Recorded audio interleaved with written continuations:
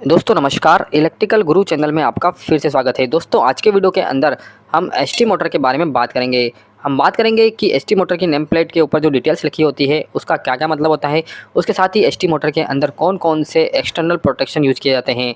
जैसा कि आप सभी को पता है कि एसटी मोटर के अंदर रिले से तो प्रोटेक्शन करते ही हैं, उसके अलावा भी बहुत सारे प्रोटेक्शन होते हैं। तो फ्रेंड्स बिना देरी किए अब स्टार्ट करते हैं। जिस भी कंपनी की मोटर्स होती है उस कंपनी का नाम सबसे ऊपर लिखा हुआ होता है। तो यह वेग कंपनी की मोटर है। वेग जो है वह ब्राज़ीली कंपनी है और यह जो है बहुत अच्छी क्वालिटी की मोटर्स बनाती है। उसके साथ ही इस कंपनी की यूनिट भारत के अंदर भी है, इसीलिए यहाँ पर वेग इंडस्ट्रीज़ इंडिया प्राइवेट लिमिटेड लिखा गया है। उसके बाद यहाँ पर आईईसी लिखा हुआ है। आईईसी एक इंटरनेशनल स्टैंडर्ड है जिसका पूरा नाम है इंटरनेशनल इलेक्ट्रोटेक्निकल कमीशन। इस स्टैंडर्ड के अनुसार मोटर की सेफ्टी, परफॉर्मेंस और कंपैटिबिलिटी को इंश्योर किया जाता है। अब यहाँ पर आता है मॉडल नंबर। जैसा कि इस मोटर का मॉडल नंबर है MGF। MGF में M का मतलब होता है मोटर। नेक्स्ट आता है जी का मतलब होता है जनरल पर्पज़, यानी यह मोटर जनरल इंडस्ट्रियल एप्लीकेशन के लिए सूटेबल होती है। अब यहाँ पर F लिखा है। F का मतलब होता है फ्रेम। तो इस मोटर का जो फ्रेम साइज है वह है 710। अब जैसा कि मोटर की पावर यहाँ पर दी गई है, यह मोटर 4000 किलोवाट की है। इस मोटर की यदि हमें पावर निकालनी है तो पावर निकालने के लिए यहाँ पर हमने फॉर्मूला दिया है। तो पावर निकालने के लिए power output is equal to √3 voltage into current into cos phi into efficiency. इन पैरामीटर्स का हमें ज़रूरत पड़ेगा और ये सारे पैरामीटर इस नेम प्लेट के ऊपर लिखे हुए हैं। जैसा कि इस मोटर का वोल्टेज है 11 kV, करंट है 253 एम्पियर, cos फाई यानी पावर फैक्टर है 0.86, इफ़िशियंसी है 96.5%। तो इन सारे पैरामीटर्स को हम फॉर्मूले में डालेंगे तो हमारा जो पावर है वह 4000 किलोवाट निकल के आता है। तो इस तरीके से भी आप पावर को निकाल सकते हैं।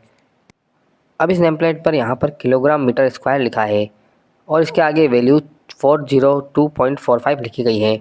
इसे टॉर्क कहा जाता है। उसके साथ ही इसे मोमेंट ऑफ इनर्शिया भी कहा जाता है। और इसे निकालने के लिए हमारे पास रोटर का टोटल वज़न होना चाहिए। उसके साथ ही रोटर का रेडियस कितना है वो भी हमें पता होना चाहिए। इंटरव्यू के हिसाब से भी मोमेंट ऑफ इनर्शिया बहुत ही इंपॉर्टेंट है। यह इंटरव्यू के अंदर पूछा ही जाता है। अब नेक्स्ट आता है RPM, जिसे रिवॉल्यूशन पर मिनट कहा जाता है। यहाँ पर मोटर का RPM है 994। मोटर का RPM निकालने के लिए हमारे पास एक फॉर्मूला होता है N = 120F/P। यहाँ पर F है फ्रिक्वेंसी और P है पोल। ये सारे पैरामीटर हम इस फॉर्मूले में डालेंगे तो हमें मोटर का RPM निकल के मिल जाएगा। तो यहाँ पर आप देख सकते हैं ये सारे पैरामीटर डालने पर मोटर का RPM 1000 आता है, लेकिन इस नेम प्लेट के अंदर तो 994 RPM दिया गया है। जैसा कि यह इंडक्शन मोटर है और इंडक्शन मोटर की जो स्पीड होती है वह सिंक्रोनस स्पीड से कम होती है। मोटर की स्पीड फुल RPM से कम होने का सबसे महत्वपूर्ण कारण है मोटर के अंदर लॉसेज होना। उस लॉसेज को हम स्लिप कहते हैं। स्लिप को निकालने के लिए फॉर्मूला होता है S = NS - NR/NS। NS synchronous speed है, NR रनिंग स्पीड है। तो इन सभी को फॉर्मूले में डालने पर हमारी जो स्लिप है वह निकल के आती है 0.6%। स्लिप यानी मोटर के अंदर जो लॉस है वह भी इंटरव्यू के हिसाब से बहुत ही इंपॉर्टेंट क्वेश्चन है। इंटरव्यू में यह क्वेश्चन ज़रूर पूछा जाता है। अब नेक्स्ट आता है V का फुल फॉर्म होता है वोल्टेज। जैसा कि यह मोटर 11000 वोल्ट की है, यानी यह मोटर 11 kV की है। मोटर का वोल्टेज ज़्यादा रखने से मोटर के अंदर काफ़ी सारे पैरामीटर्स कम हो जाते हैं। करंट कम होने से वाइंडिंग की साइज़ कम हो जाती है। वाइंडिंग की साइज़ कम होने से मोटर का जो ओवरऑल साइज़ है वो भी कम हो जाता है। उसके साथ ही इनकमिंग केबल का साइज़, इनकमिंग पैनल का साइज़, ये सारा भी कम हो जाता है। नेक्स्ट आता है एम्पियर। जैसा कि इस मोटर का फुल लोड एम्पियर है 253। एम्पियर का भी फॉर्मूला होता है, उससे हम इस मोटर का एम्पियर निकाल सकते हैं।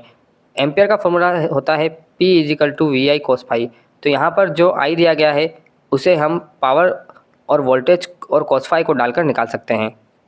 नेक्स्ट आता है कनेक्शन। तो यहाँ पर Y बना हुआ है, तो यह स्टार कनेक्शन मोटर है। इसी प्रकार डेल्टा कनेक्शन मोटर भी आती है। यदि डेल्टा कनेक्शन मोटर होती तो यहाँ पर डेल्टा बना हुआ होता और डेल्टा कुछ इस तरीके से होता है। नेक्स्ट आता है ड्यूटी। तो यह S1 ड्यूटी की मोटर है। S1 ड्यूटी की मोटर जो होती है उसे हम कंटिन्यूअस रन कर सकते हैं, यानी उस मोटर को 24 आवर्स 365 डेज हम रन कर सकते हैं। नेक्स्ट है इंसुलेशन क्लास। यहाँ पर इस मोटर के वाइंडिंग का इंसुलेशन क्लास है एफ इंसुलेशन क्लास की मोटर 155 डिग्री तक का टेम्परेचर सहन कर सकती है, यानी यदि इस मोटर के अंदर का टेम्परेचर 155 डिग्री चला जाता है तो भी इस मोटर की वाइंडिंग बर्न नहीं होगी। नेक्स्ट आता है इफ़िशियंसी। जैसा कि यह मोटर 96.5% इफ़िशियंसी पर काम करती है और इफ़िशियंसी निकालने का फॉर्मूला आपको पता ही होगा कि output power upon input power. यहाँ पर मोटर में आउटपुट पावर 4000 किलोवाट दिया हुआ है और इनपुट पावर पता करने के लिए हमारे पास मोटर में होने वाला कॉपर लॉस का पता होना चाहिए, कोर लॉस का पता होना चाहिए, एयर गैप लॉस का पता होना चाहिए। ये सारे लॉस पता होने के बाद हम आउटपुट पावर अपन इनपुट पावर करेंगे तो हमारे पास इफ़िशियंसी निकल के आ जाएगी। यहाँ पर दो जगह इफ़िशियंसी दी गई है। 100% स्पीड पर मोटर की इफ़िशियंसी 96.5% रहेगी और 75% स्पीड पर मोटर की इफ़िशियंसी 96.2% रहेगी। नेक्स्ट यहाँ पर IL अपॉन IN लिखा हुआ है।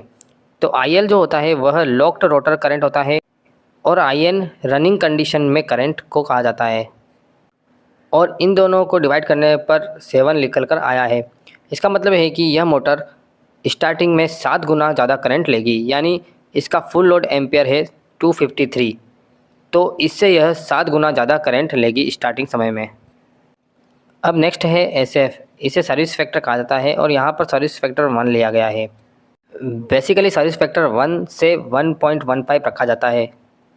1 का मतलब है कि मोटर को रेटेड करंट से ज़्यादा लोड पे नहीं चलाया जा सकता है और 1 की जगह 1.15 होता तो मोटर को रेटेड करंट से 15% ज़्यादा पर चलाया जा सकता है। नेक्स्ट आता है cos∅, जिसे पावर फैक्टर कहा जाता है और यहाँ पर मोटर का पावर फैक्टर रखा गया है 0.86। पावर फैक्टर का फॉर्मूला तो आपको पता ही होगा, real power upon apparent power को हम पावर फैक्टर कहते हैं। जैसा कि ST मोटर के अंदर या फिर जितनी भी मोटर्स होती है उनके अंदर जो एपरेंट पावर है वह मैग्नेटिक फील्ड जनरेट करने के काम आती है, इसीलिए मोटर के अंदर रियल पावर और एपरेंट पावर दोनों ही महत्वपूर्ण चीज़ है। इसके बाद के जो और भी पैरामीटर्स हैं वो मैं नेक्स्ट वीडियो के अंदर बताऊंगा। तो फ्रेंड्स, ये वीडियो आपको कैसा लगा कमेंट सेक्शन में ज़रूर बताएं और इसका यदि आप पूरा वीडियो देखना चाहते हैं तो मेरे चैनल को सब्सक्राइब कर लीजिए। थोड़े ही समय में मैं एक और वीडियो लेके आऊँगा, उसमें इससे रिलेटेड और भी काफ़ी सारी इन्फॉर्मेशन होगी। तो friends, thank you so much for watching video. Thank you so much. जय हिंद, जय भारत।